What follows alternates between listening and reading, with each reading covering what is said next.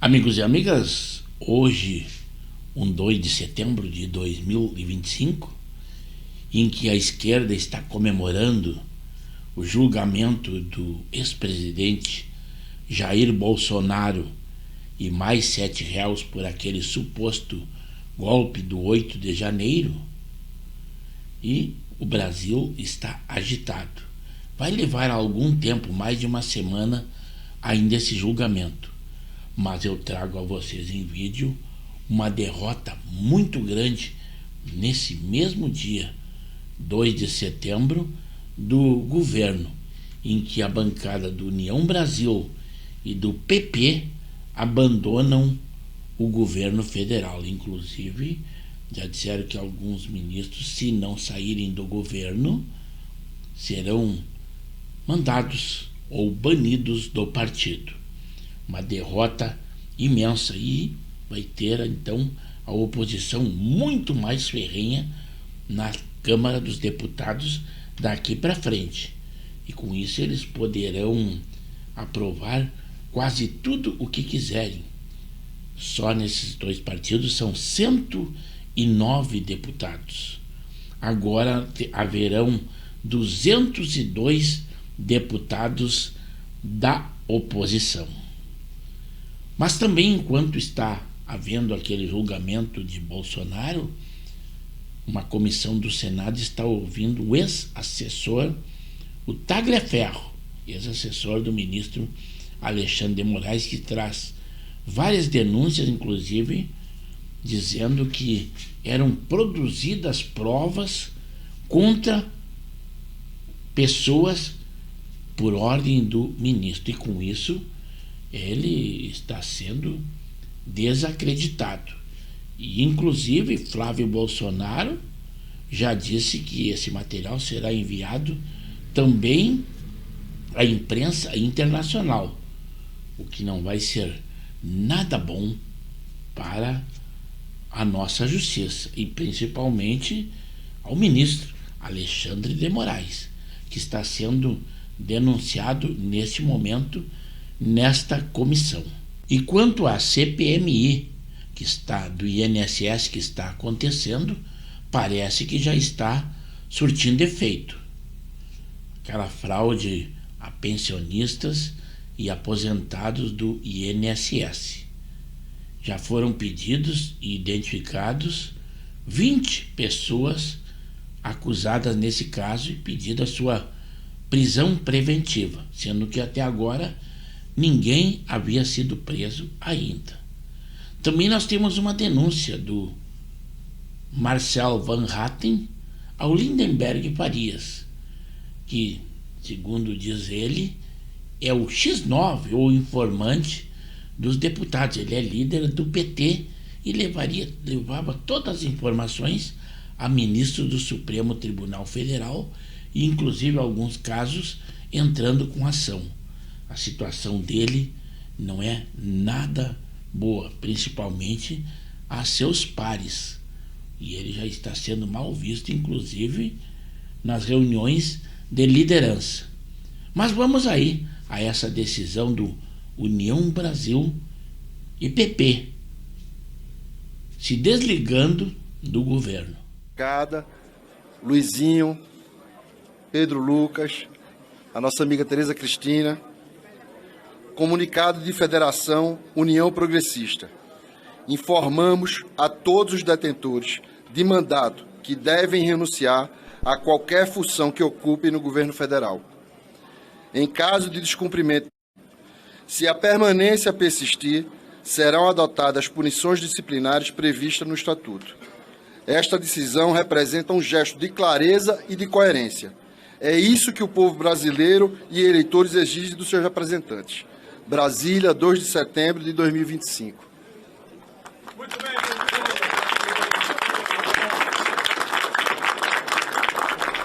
Trouxe também em vídeo algumas partes da denúncia do Tagliaferro, ex-assessor do ministro Alexandre de Moraes, sendo ouvido numa comissão do Senado Federal. Tagliaferro, o senhor confirma a existência de uma força-tarefa informal no TSE e STF para monitorar cidadãos e emitir certidões positivas sem provas materiais?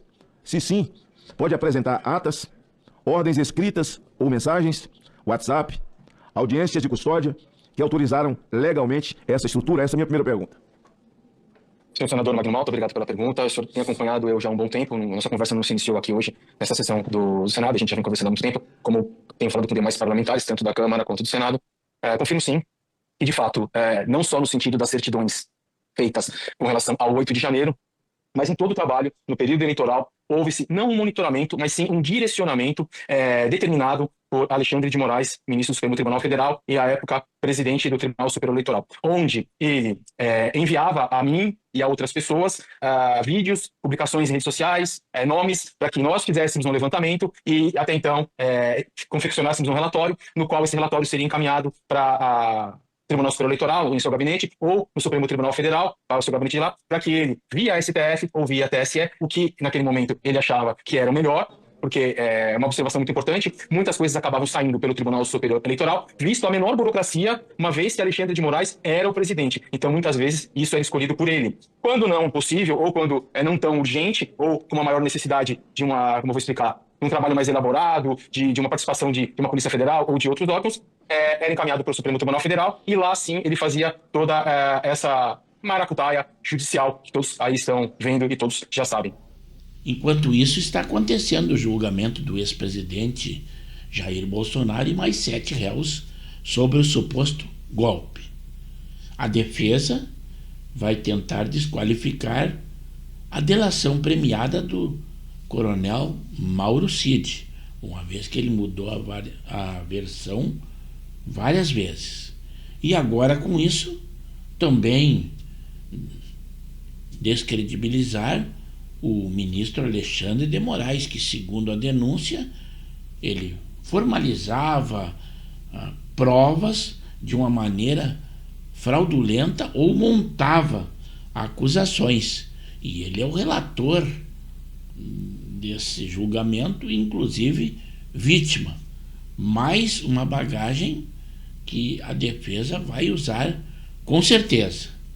Mas aí trago também a denúncia do Van Hatten, que o Lindenberg Farias era o informante de tudo o que acontecia na Câmara dos Deputados, inclusive em reunião de lideranças, ao Supremo Tribunal Federal. Situação bem desagradável a ele. O deputado Lindenberg Farias é X9 do sistema. O deputado Lindenberg Farias está atuando em conluio com alguns ministros do Supremo Tribunal Federal. E há informações que virão à tona ao longo desse dia que são gravíssimas. Ele tem atuado contra o Congresso Nacional, contra o Parlamento, e tudo o que ele tem feito, inclusive ontem na reunião de líderes, é atuar contra a casa. Tem denunciado parlamentares de forma completamente infundada, inclusive eu sou uma de suas vítimas, tem tentado atuar como se Procurador-Geral da República fosse, e é evidente que a sua postura ontem na reunião de líderes prejudicou o bom andamento dos trabalhos, que é buscar uma forma de o Congresso Nacional se colocar como o poder que ele é, sem que haja nenhum tipo de privilégio, mas permitindo que os deputados possam fazer o seu trabalho sem que sejam perseguidos hoje pela Suprema Corte. O STF tem funcionado como instrumento de pressão e de chantagem sobre deputados e sobre senadores. A imprensa mesmo dá o tempo todo que ministros do STF teriam dito que, se os deputados ou senadores votarem tal pauta de acordo com as suas opiniões e não de acordo com as opiniões do ministro do STF, processos judiciais que estão parados no Supremo poderiam começar a andar. Isso é coisa de máfia, isso é coisa de quem chantageia o outro poder. Isso não pode continuar. E é por isso que nós, ontem, na reunião de líderes, entendemos em conjunto melhor deixar a discussão para a semana que vem, em virtude dessa situação criada pelo deputado Lindenberg, que pelo andar da carruagem já vai se tornar, se já não é, persona não grata, inclusive nas reuniões de líderes. E segundo os vídeos trazidos no dia de hoje, e com as informações, a comemoração da esquerda não tem muito fundamento, com a provável condenação do ex-presidente Bolsonaro, que eles já consideram como certa. Basta dizer que o presidente Lula diz que não vai se preocupar com o julgamento, mas é claro que ele está bem atento ao que está acontecendo. Mas essa derrota, com a saída desses 109 deputados do União Brasil e do PP do apoio ao governo federal é uma derrota muito grande. E tudo isso aconteceu nesse 2 de setembro. Eu espero que vocês, ao assistirem o nosso vídeo na íntegra, que deem a sua opinião. E ela será muito bem-vinda no canal de Pepe Severo no YouTube, onde eu peço também, se acharem por bem, se inscrevam no canal. Temos edições diárias e os mais variados assuntos.